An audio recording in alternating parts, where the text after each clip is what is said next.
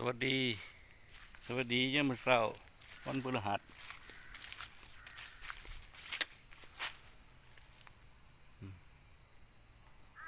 บรรยากาศมาเล่นปลามาเลาะปลาครับมื้อนี้มาเที่ยวปลาโอ้พอดีเลยทำให้ปลามาพ่อบอกองุ่นปลา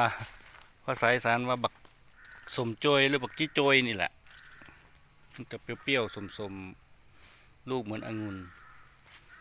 ก็เลยเอิ้นว่าบักองุ่นปลาซะเลยแต่ภาคกลางเขาว่าเอิ้นว่าจังไดบ่ฮู้นี่พวงบักใหญ่เลยมันให้เบิ่งใกล้ๆ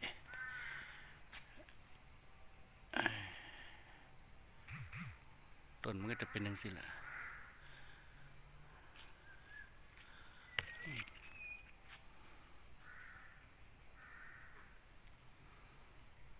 บรรยากาศปลาในป่ายุ่งหลายครับยุ่งหลายหลายยุ่งตัวหน่อย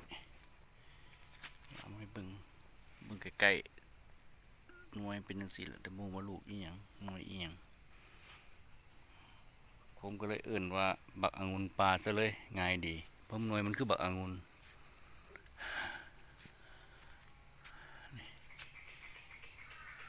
สวัสดีมีความสุขที่ได้เห็น